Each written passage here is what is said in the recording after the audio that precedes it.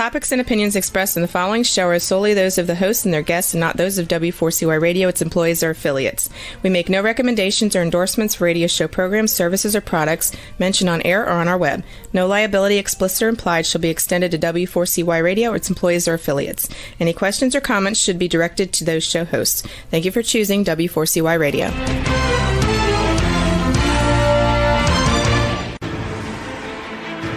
What's working on purpose anyway?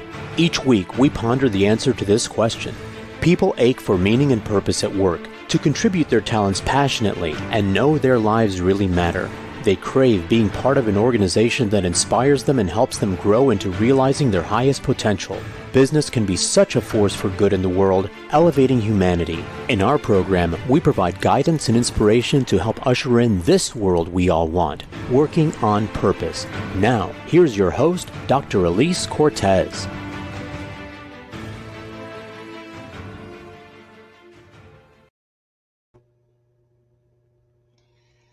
Welcome back to the Working on Purpose program. Thanks for tuning in again this week. I'm your host, Dr. Alise Cortez, joining you live from Dallas, Texas, which is home base for me.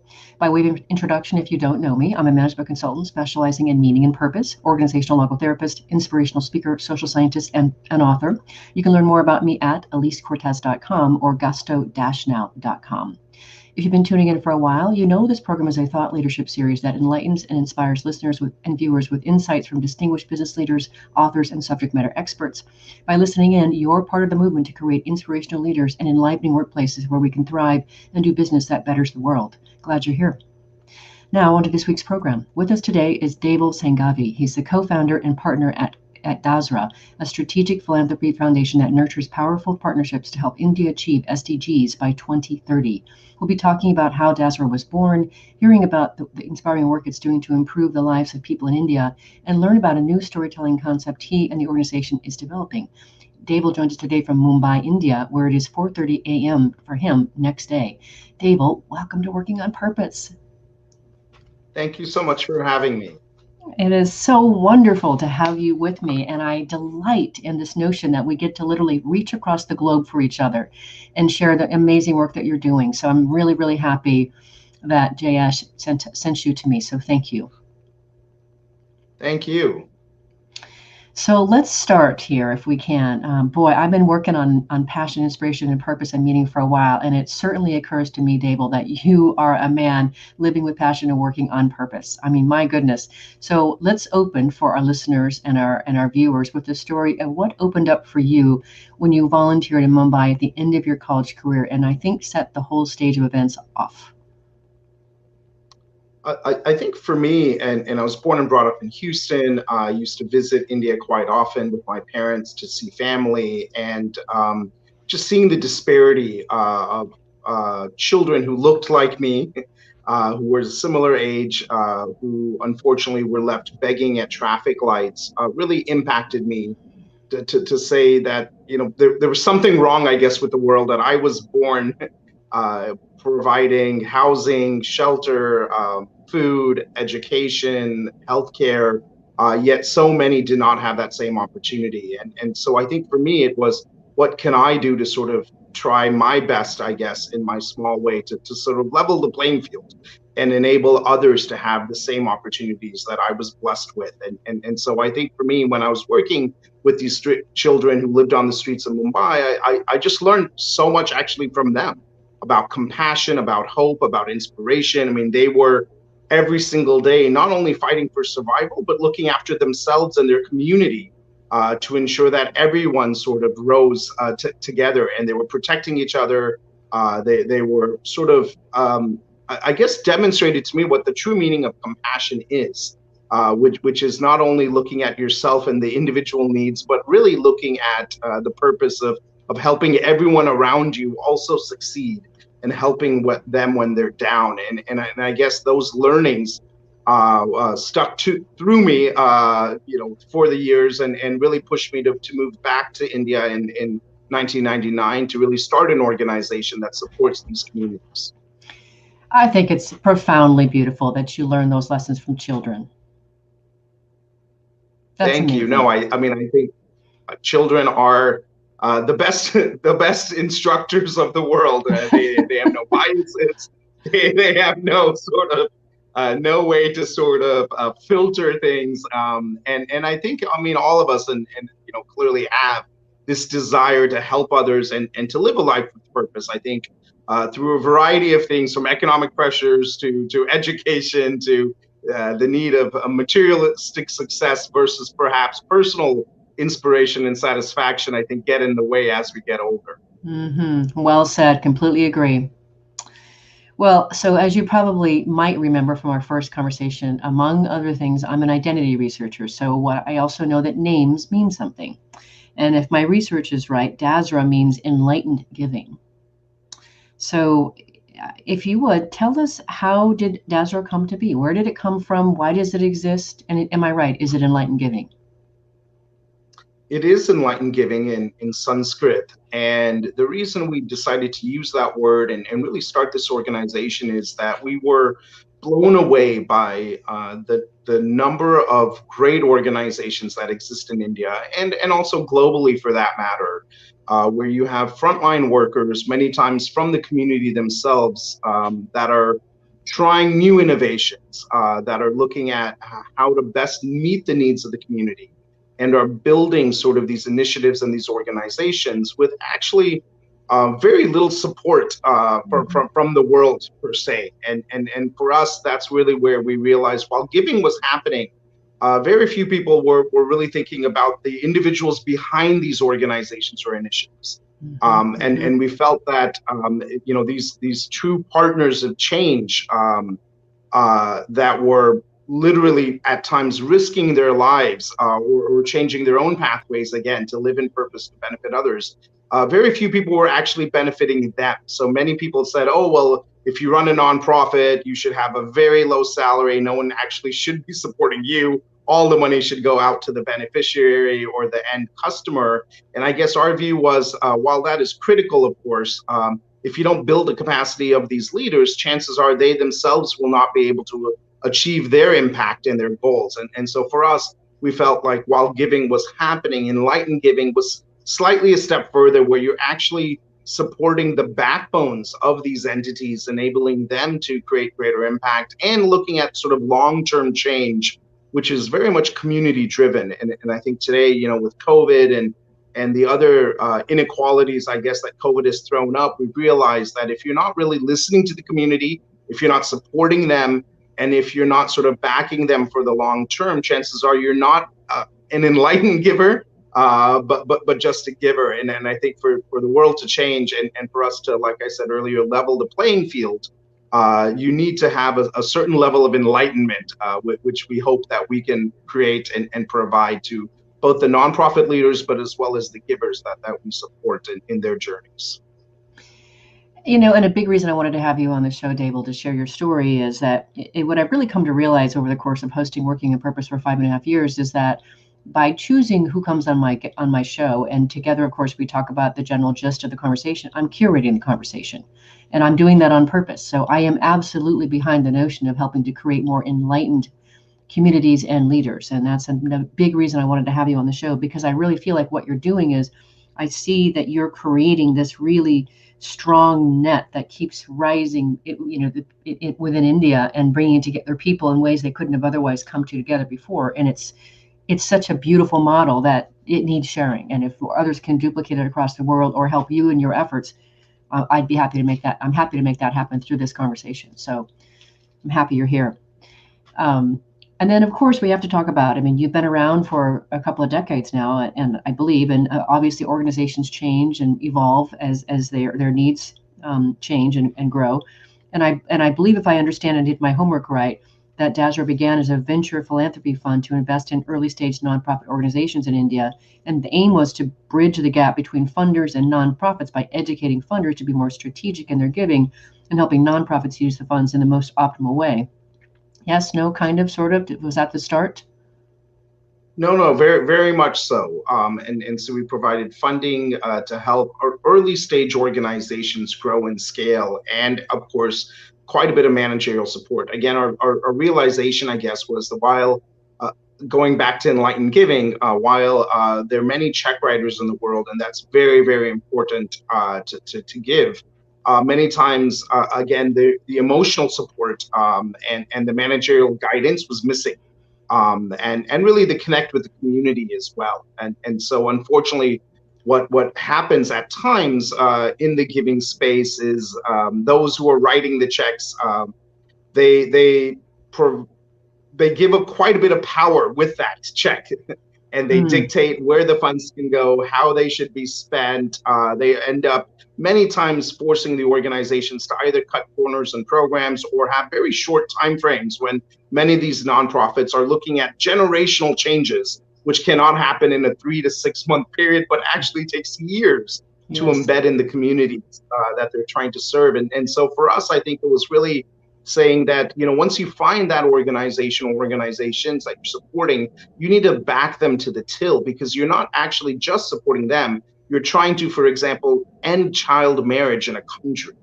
And once you realize that that is your mission, I think you become far more open and gracious in terms of being able to actually write those checks and realize it's a privilege to have organizations and individuals that are working on this cause. And it's in your best interest and the community's best interest, for that matter, to really be there as a real partner and listen to them, not the other way around. And so that's really sort of the learnings that we've had over the years is, trust that NGO leader as you would an entrepreneur in the for-profit space who has created a product that the market likes, and guide them and support them, versus saying, well, I gave you a check, so now I need X, Y, and Z. And if you don't do this within a stipulated time frame, I'm going to go to your competitors, so to speak.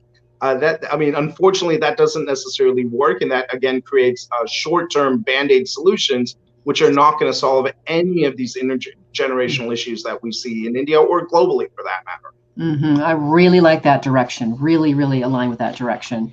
And then another thing that I thought was really fascinating and that I wanted to delve into, and I mentioned it in the introduction, this idea of scaling to achieve the Sustainable Development Goals by 2030.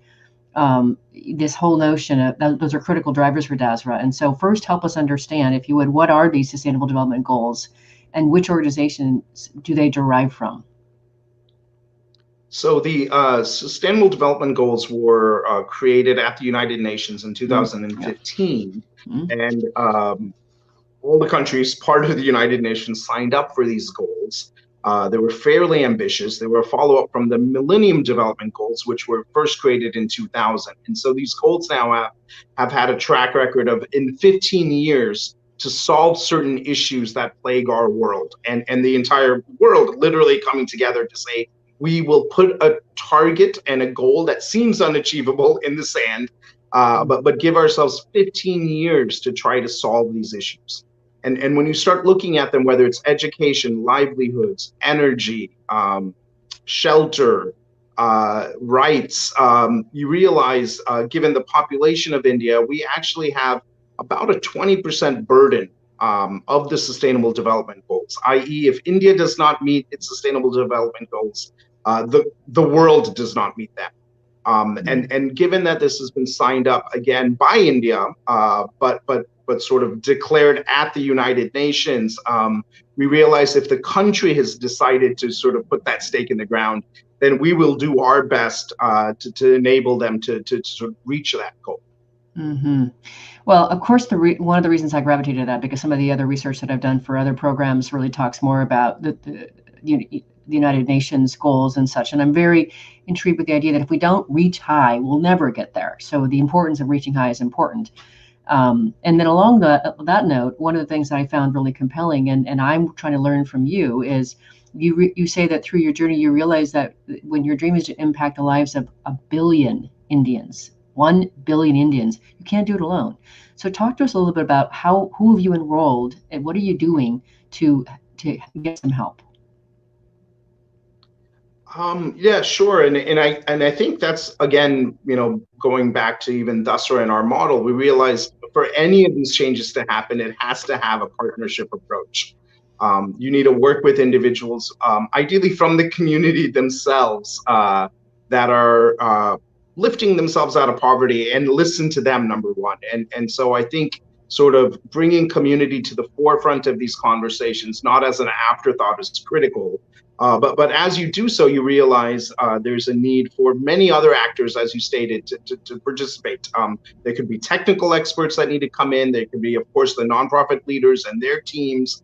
There could be givers and different forms of givers as well. I mean, we've been fortunate to work, for example, with corporate foundations that not only provide capital for these organizations to achieve their goals, but also their staff come in and provide professional skills to these organizations. And so what that means is, for example, if it's a bank, they're actually bringing financial capabilities to the organization and building financial models in Excel as they would their for-profit clients, and really helping the organization understand the different financial scenarios they should think about, which is especially critical, again, at times like this, where there's a financial crisis, both in India and globally due to COVID, really helping these organizations understand if your budget is cut by 25%, what do you do next? How do you sort of think about your team, your programs, your own sustainability? And so really it's about bringing not just funding to the organizations, but also your access to the expertise you have,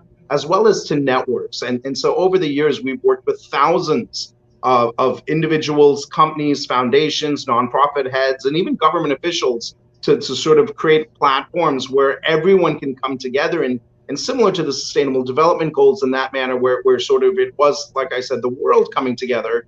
We feel if you can bring various different groups together and perspectives with a singular and very big, hairy, audacious goal, chances are you will be faster in solving that, because again, you're bringing different forms of expertise, of funding, and relationships, honestly, that are all required and critical to affect social change.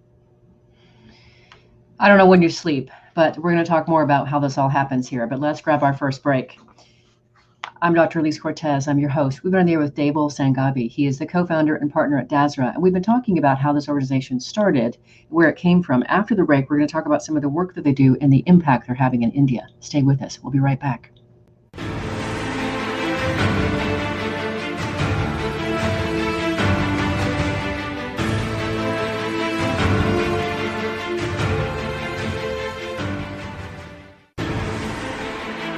Dr. Alise Cortez is a management consultant specializing in meaning and purpose, an inspirational speaker and author. She helps companies visioneer for greater purpose among stakeholders and develop purpose-inspired leadership and meaning-infused cultures that elevate fulfillment, performance, and commitment within the workforce.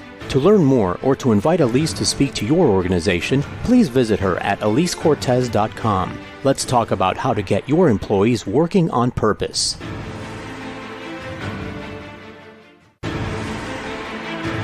This is Working on Purpose with Dr. Alise Cortez. To reach our program today or to open a conversation with Alise, send an email to Alise, A-L-I-S-E, at alisecortez.com. Now, back to Working on Purpose.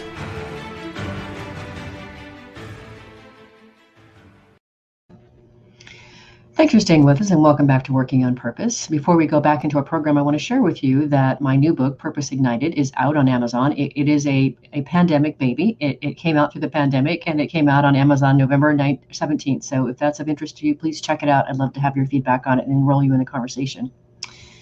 With us today is Deval Sanghavi. He is the co-founder and partner at Dasra, who joins us today from Mumbai, India.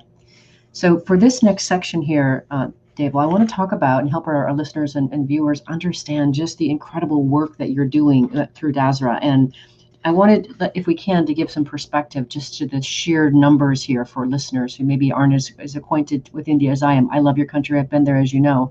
But to give some perspective, United Nations reports that India's population as 1.3 billion as of January 2030. Hindi and English are the official languages, though there are 19 others observed. The GDP capita is 2,104. Contrast that with the US's 331 million population, one language with Spanish observed, and 65,000 per capita. So I want to presence that because it's just such an enormous contrast. So from your vantage point, Deval, what are some of the biggest problems in India that Dasra stands to solve or help address? And India is very interesting and unique because, like you said, first of all, the population is 1.3 billion. And when you have 1.3 billion with a per capita income of close to $2,000, it throws up many issues, to be honest with you. Yes. And so the basics of, for example, even safe sanitation, something that for the most of America we take for granted, does not necessarily exist for many of Indian citizens today. And so what this means is many individuals don't have access to a toilet in their house. That toilet, unfortunately, is not actually hooked up to sewage lines, which has proper treatment, which ensures our rivers and our lakes are free of fecal matter. And I know that's not a great subject to speak about, but when you start thinking about basic dignity and one's inability, for example, to use the restroom in private in one's own home, but instead are forced to defecate in public, it's really just the basis of any society, I would say, in terms of what dignity means. And unfortunately, in India, just like many other countries in the world, women bear the brunt of this more so because many women across the country who don't have access to toilets, this means that they actually have to use the restroom at 4 a.m. When no one else is there. They have to go in packs to ensure that they're not sexually harassed. And after sunrise occurs, they're unable to actually use the restroom in public till it gets dark again. Wow. And so hundreds of millions of individuals, again, don't have access to toilets. And again, the toilet itself, therefore, is not treated. And so the health issues you have because of this is significant, both in terms of increases of diarrhea. And so we have over 1,000 children dying every single day in India due to preventable deaths such as diarrhea. And again, this is very much linked to the lack of drinking water that we have, which is linked to the clean drinking water, at least, which is again linked to the treatment not happening. And so anything basic, from toilets to nutrition to education and livelihoods. Unfortunately, in India, there's an array of issues that need support in order for sort of, again, that level of playing field to occur. There's no way that I could have narrated that and presenced that the way that you did, Deval. And it is just astounding. And what I get so present to is the magnificence to be in service of your one precious life. I'm just so honored to have you sharing what you and Dasra are doing, Deval. It's really profound. And as you were talking earlier, and you were talking about the partnerships and such, the one thing that I was so present to as you're sharing that is, what in the world is this model that makes this all work? Because I know you have 100 or so people on your team, but talk to us about this model that Dasra uses to realize this vision. And what is the vision, by the way, of Dasra? Sure. No, the vision is a transformed India where 1 billion thrive with dignity and equity. And I think that in itself, number one, looking at 1 billion, many times when we look at the development sector or helping others, to be honest, unfortunately, it's not about leveling the playing field. It's giving the least amount to ensure, for example, a little change happens. And so in India, literacy and around the world, literacy many times is measured not by if somebody can read a paragraph in the 3rd grade or 5th grade levels. It's actually just the reading and writing of one's name defines literacy. Oh, my word. Wow. And so when you start lowering the benchmark of what, for example, literacy is or poverty is or access to quality healthcare is to those who don't have access to these areas, we all know if all we could do was read and write our names, how far that would get us in the world. And in fact, it is to a certain extent dangerous, because if you consider somebody literate by their ability to sign a document, but they don't have the ability to read the document, it just gives you a sense of that issue. And so I think we start really our model with understanding these issues from ground up. And so many times we do 9 to 12 months of research in a particular sector, identifying 200 to 300 organizations in that sector that are creating change, and start sort of evaluating which are these interventions that are creating value? After that, we sort of start talking to the management teams of these organizations. We start understanding their plans. We start informing them also of what others are doing, not just in the nonprofit world, but also what corporates are doing, what foundations are doing, and also what government policies exist as well. So really giving awareness and knowledge to those change makers on the ground, so they're better equipped to sort of solve the issues in front of them. And then finally, through this entire effort, we slowly start bringing in influencers to the conversation. And so again, and on our website, we have, for example, 70 research reports on different topics. They're very thick and long reports. I mean, many of them are 100 pages each, but it gives sort of the philanthropist, who many times, has a full-time job, so is not fully immersed into the sector, the ability to sort of go through, for example, the tenets of malnutrition and realize that if you actually attack that issue when you're dealing with children between the ages of 0 and 3, when many of the cognitive abilities is created, you're actually able to prevent many of the health issues going forward. And so providing, again, this level of insight on, okay, what is the root cause of the problem?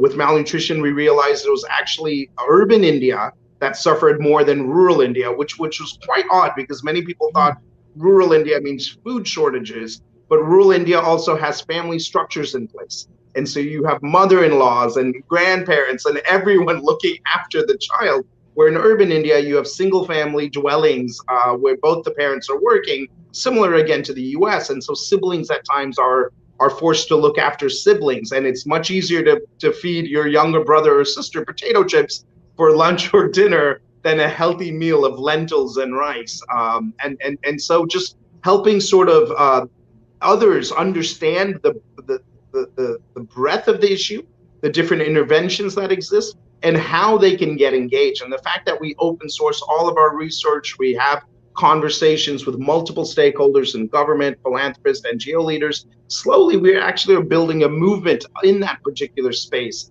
That, as you said earlier, that allows different perspectives, different individuals, different stakeholders to coalesce around this issue with the same base of knowledge, which is critical, and then sort of move forward. And so that's really been, I think, our vision from day one is have these bold sort of statements, but then back it up with not just us as 100 individuals, but more importantly with the communities that we're able to serve, to sort of fight against these injustices. Mm-hmm. And then to take it one step further, that's also really interesting is that you're also encouraging your philanthropists to invest their skills, expertise, networks, and capital.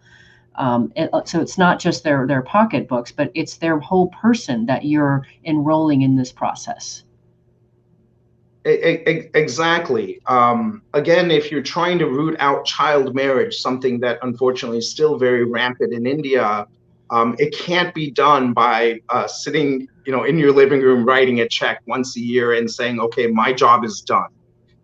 You need to get involved. You need to get engaged. You need to understand the issue. And again, you need to support these organizations in addition to writing checks. And so one of the things we realized early on was that in order to create wealth, one actually needs certain skills, and those skills are as relevant to a nonprofit organization as they are to a for-profit organization. And so really understanding these groups, and we've seen this in the for-profit world, at least with angel investing and venture capital, and to a certain extent for the good players in private equity. It's really about, once you back an entrepreneur, it's to give them all you can to ensure they succeed. And so access to networks, managerial support, really helping them think through their issues versus hide them because they're afraid if they say that there's an issue, they won't get funding. These are the sort of disconnects, I guess, we tried to change. And again, level the playing field of power and voice. And I think that's even more critical today, as I said, when you're seeing that many of the programs that have been implemented, unfortunately at times have more of a vested interest on what the donor wants versus what the community needs. And so I think we try to sort of create that sort of balance back ideally, but really tell the philanthropists that they're as much of a change maker as the organization head, but then they need to spend the time and effort to actually to do so. And we realized through this journey, it's also far more rewarding for the philanthropist or the giver for that matter, because they realize that they're actually solving for the problem and like I said, doing much more than that 3-minute wire transfer once a year. They're getting involved many times hourly, on a monthly basis, to really understand, mentor, to help, and co-create solutions for the communities that they're trying to serve, versus just write that check. Mm-hmm. Far more meaningfully, infinitely more meaningfully. That's amazing. And then to that end, if you could speak to how it is that Dasra drives collaboration, because you've got a specific process or a methodology that you use. If you could just speak to that to help our listeners and viewers better understand just what we mean by this collaboration. And I think one of the reasons why collaboration does not happen in all walks of life is because each person is starting with a different set of data or evidence, and so the knowledge base differs, I would say, with many stakeholders, which is obvious given their sort of vantage point, their full day sort of full-time jobs, the communities that they grew up with or are exposed to, and so for us it's really number one, bringing that evidence to the table and that data, and so I think what we've realized is if you're able to actually create far greater evidence about a topic without actually asking people to collaborate or even telling them where to go, and you make that topic or that evidence, open source, chances are thousands of people will see this, but hundreds will actually respond and want to come together. And so it's very much about putting things out there, which is free to access around the world for that matter. But then through that, there is a process of vetting where those that are interested to take charge or get more engaged start sending us messages. We start having conversations, and through that we start really understanding the dynamic of their vantage point. They're able to understand the field far more than they did before because they have access to this research. They see what's actually happening on the ground. They've read about the interventions that exist, and slowly you start sort of then bringing different groups together again on the same platform with really the first goal of setting up a goal. I think that's another big point about collaboration is once you have everyone onto the same platform, if you don't have like the Sustainable Development Goals, something that is articulate and that is a stake in the ground on what you want to do in a 5-year period or 10-year period, chances are you will actually bring people together, but they'll all be working in different directions. And again, this is even more likely when you have people from around the world or different experiences coming together. And so we sort of try to align on particular sort of metrics or indicators or goals that we will achieve. And then from that, we all sort of commit to do whatever it takes to get there. And I think that is the most critical piece of this process is we throw ego out the window and we're here to serve.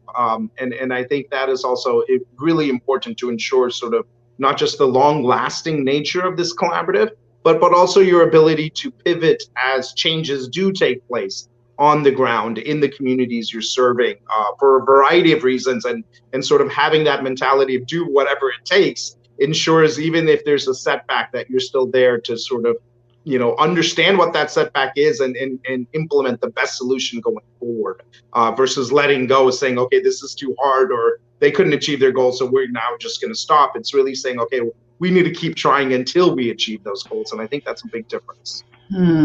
It's just so smart and so big and compelling, Deval. I'm so happy to share you with our listeners here. Let's grab our next break if we can. I'm Dr. Alise Cortez, your host. We've been on the air with Deval Sanghavi. He's the co-founder and partner at Dasra. We've been talking a bit about some of the work that they do and their approach to their work. After the break, we're going to talk about the stories they're now beginning to collect to champion a new breed of change makers. Stay with us. We'll be right back.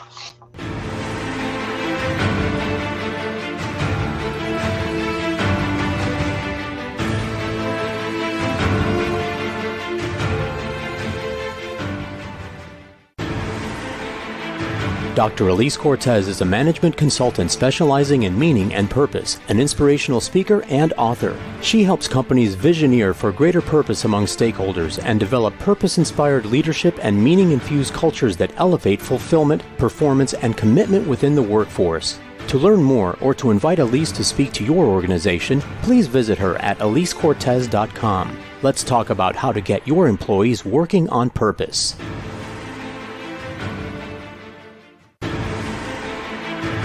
This is Working on Purpose with Dr. Alise Cortez. To reach our program today or to open a conversation with Alise, send an email to Alise, A-L-I-S-E, at alisecortez.com. Now, back to Working on Purpose.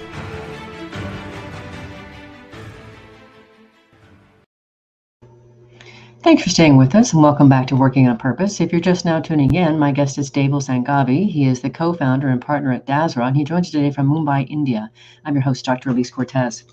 So for this last segment here, and I want to share one other question from before that we didn't get to toward the very end, but what I want to do for our listeners and viewers is help them understand this amazing new thing that you're doing to champion a new breed of change makers, which I just think is phenomenal because it continues your reach to evolve and continue the work that you're doing today. I just think it's so brilliant to fold this in here. So you told me when we were first talking about having you come on the show that you're interested in having people tell their personal stories and their hurdles that they faced. So of course, I'm in for that, but why do you think those stories are important? I think it's very easy to be caught in the 24-hour news cycle and forget about not just sort of issues. I mean, that those are thrown at us on a regular basis, but more importantly, the stories and the real stories, again, of individuals fighting these issues at all cost and succeeding. I think we don't do as good of a job at talking about those stories. We don't highlight those individuals, and invariably, therefore, we're not actually driving for role models in those that are at all sort of cost lifting themselves and their families out of poverty. And instead, we just talk about poverty, for example. And so I think it's having these stories of how individuals have beat the system and have taken matters into their own hands, and how interventions have actually helped them to do so, I think is really, really important for those who are struggling to, number one, not only see that there's hope, but more importantly, I think realize that there are pathways that have been tried and tested from individuals who are in the same predicament as themselves. And if you think about those pathways, and if you're able to follow some of them, there is a potential of coming out of those issues. And so I think for us, it's really, that's what number one drives us every day, and we know who these individuals are. We've seen them grow, and we therefore, like you said, are able to have sleepless nights working, because we know that there is a sort of a light in the end of the tunnel, and change can occur. Mm-hmm. And of course, why did I start hosting Working on Purpose? Because I wanted something very similar. I wanted to showcase stories of people who were passionate about their work at first, and then stories of inspiration, and then purpose. And so what we get out of these stories is we get a role model, and we get instruction, we get inspiration. So I ask you to think about if there was a story in particular that you wanted to share with our listeners and viewers, somebody that you'd like to chronicle and share. Who would you share, and why is their story important? Sure, and we've been fortunate again at Dasra to work with, like I said earlier, thousands of organizations impacting tens of millions of lives, and so there are many stories out there. I think the one that's sort of near and dear to me, since this was at the start of my moving to India in 1999, 2000, was to help set up a girls' shelter. So this was to help girls who were either living on the streets, had hardships, anywhere from being trafficked at one point of time to sort of single parent street dwellings. And so again, just at risk of being trafficked. And that's still a big issue. And unfortunately, trafficking is an issue that has gone up with COVID. But so the shelter was really set up and designed to sort of provide not just a safe space for these girls, but really a loving environment for them to become sort of sustainable citizens of their own right. And I think that was a big shift for us, again, as I stated earlier, where you could actually provide a roof over somebody's head, and that may check the boxes off from a development perspective, but it actually doesn't change somebody's life. And so one of the girls who came into this institute early, into the center, came with her sister. She was less than 9 years old, and looking after her younger sister. And it was hard. Clearly, the experiences that she had beforehand, to come into a space now that was rigid, that had rules, that had school, that had a routine, that had 28 other girls there, that she had never even known. And so just going through that, and fast forward to today, where in the last 9 months, she actually became, years ago, a trained nurse, and in the last 9 months has been working at a local hospital in the COVID ward, treating COVID patients. And you just realize how she, through her grit and determination to go do well, to get into nursing school, to graduate, and now when the world needs her the most, she's not backing down, and she's risking her own life, like many healthcare professionals are globally, to treat patients who have COVID. And it's just shocking, because at least in the Indian context and smaller hospitals, PPE again is an issue. And so we can send this to your viewers or post this, but so there's a photo of her where she puts sort of this, sort of like a handmade hazmat suit on, and tapes herself into it. And so what that means is for 6 hours, she's not even able to use the restroom or get out of it, because she's with the patient. But that's sort of the level of PPE we have right now. And for somebody, again, who, all odds were unfortunately against her, to now be treating individuals with COVID just shows that, these things do make a difference. And people, if you give them the right opportunities and take away the negatives, which unfortunately many of us are exposed to in this world, they will find a way to succeed. And again, this is a very, one individual, but just knowing that there's so many others like her that have fought through all challenges, I think keeps us going. Mm-hmm.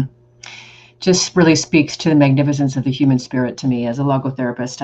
I just, that's what is the undergird for me. And then under that for me as well, is I feel like Dasra and you and team are already doing so much to make a difference to those 1 billion lives that you want to make a difference to in India. And now here you are, you want to be able to steward these conversations, chronicle these conversations in order to inspire a new breed of change makers. That is phenomenal, Deval. Say more about what's behind that. What are you trying to do there? So as you said earlier, we've been around now for 21 years. And so it's a long time. We've learned a lot, made multiple mistakes. But throughout this journey, we've been inspired by so many. And so from day one, I guess the benefit of starting something when you're 24 years old is nothing. You have zero access to capital. And so you're there just to learn and to support. And I think that same mentality has lasted through Dasra, but we sort of realized that it's honestly been unfair that we've been exposed to such inspiring individuals and stories, and really have learned from them. And that's allowed us to, as you said, hire a team of 100 people and work consistently to deliver social change and impact. But we wanted the same individuals that inspire us, their stories actually to be broadcasted and amplified more, because we think that if we are inspired by them, and selfishly, I guess we had these inspirational moments in one-on-one meetings, but we haven't really amplified that inspiration to the world. And so really the goal for us is to have a podcast series, which I guess is, everyone must be rolling their eyes now, since there are many of these now that have emerged, especially in lockdown times, but really to showcase their stories, highlight how they shifted their perspectives and their views over time when it comes to development in India, with the goal of not just inspiring others, but hopefully there are elements, for example, in in impact, change, and development in India, which again has a per capita income of $2,000, to other countries which have maybe a similar per capita income. And so the goal is to highlight this and to sort of spread that inspiration, but possibly even make some connects along the way, where these individuals are able to share their pathways, which may be applicable in other areas, not just in India. Mm-hmm. Before I ask you to drill down on that, let's acknowledge one of our listeners, Miriam Zaccarelli. She is coming in from Brazil. Oi, minha amiga e colega. She speaks Portuguese. I do too because I live there. So thank you for listening, Miriam. And she says, "Congratulations, Deval." She wants to acknowledge what you're doing. So it's fantastic. But really quick, if we can, say a little bit more, because when you and I first met, you were just launching this platform, this podcast platform. So how's it going? Where are you in the process? And what can we do to help? No, I appreciate that. And I think, first of all, I appreciate the work you do. And in our conversation as well, I think you gave us, pearls of wisdom on how we should think about this, and being prepared was number one. Mm-hmm. And so our goal is to launch in March. We have the interview list ready. We're doing sort of the research like you do with each of the listeners. And we've actually taken your advice, and we think maybe the first few we may do in a similar sort of video and sort of sound, I guess, medium. And so we will be doing Zoom as well as sort of a podcast. And so the goal is to launch this in March with initially with 10 episodes. So 10 individuals we're interviewing. These will be established givers. These will be change makers. These will be also stories of people who've lifted themselves out of poverty, and them telling their story versus, us telling their story. And so the goal is to really, again, bring the different stakeholders together and their perspectives to, again, help us all realize that while development does take time, by bringing these different perspectives together and bringing that, collective action, you can actually create, greater change and impact. And so we're hoping these authentic conversations in long form format, just like you do, will sort of start spreading some of these stories and inspire others to follow in their footsteps, or take up their own passion or purpose projects, given that they've heard that others have done so in the past. And will they live on Dasra somewhere? So when our listeners and viewers, they now know who you are, will they be able to find that platform there? Definitely. So on our website, we will have it. We've also partnered with a podcast provider called In the Field, and they've run a few different podcasts now in India. And so there'll be our website and the In the Field's website. You'll be able to access this. Okay, great. And we're getting really, really, really close to the end here. And I wanted to give you the chance to close. But is there anything our listeners and viewers can do to help you? I think there are two ways, I guess. Number one, if you're interested in India, please go to our website, look at the research reports, anywhere from child marriage to malnutrition to sanitation to education. We have different sort of data out there and evidence on who's doing what. And by all means, please support those organizations. I mean, we give the contact details of those organizations, or contact us and we can put you in touch and give you more access. I think second is really look at who's around you. Again, there's need everywhere today more than ever. And so if there is a nonprofit organization, again, that you can partner with, that you can help, that you can sort of go beyond the check writing, I think that is fantastic. And I think if everyone does that, clearly we will be in a better place. And unfortunately, there is no better time than now to provide that level of purpose and support. Beautiful. We're so close. In say 30 seconds or less, Deval, what would you like to leave our listeners and viewers with today? I think follow your passion, and if your passion also happens to be purpose, even better. Mm-hmm. Wow, that was crisp. Thank you, Deval. It is an extreme honor for me to share you with our listeners and viewers and help them understand the work that they're doing in the world and who they too can become. So thank you so much for being my guest. Thank you for the opportunity, and thank you to all your listeners around the world. I really, really appreciate us having this platform. Absolutely. And we've been alluding to this before. If you want to learn more about Deval Sanghavi and the work he and his team are doing at Dasra, their website is dasra.org. Let me spell it for you. D like David, ASRA.org, dasra.org. Last week, if you missed the live show, you can always catch it via recorded podcast. We were on the air with Dr. Holly Woods, the author of The Golden Thread, and we were learning about how purpose is expressed differently over our life stages as we develop consciousness. Very enriching conversation. Next week, we'll be on the air with Cynthia Fortsman talking about her work with archetypes, which she uses as a framework to help build leaders, companies, brand, and culture. Promises to be yet another fantastic conversation. See you there. Remember that work's at least a third of our life, so let's work on purpose. We hope you've enjoyed this week's program. Be sure to tune into Working on Purpose, featuring your host, Dr. Alise Cortez, each week on W4CY. Together, we'll create a world where business operates conscientiously, leadership inspires impassioned performance, and employees are fulfilled in work that provides the meaning and purpose they crave. See you there. Let's work on purpose.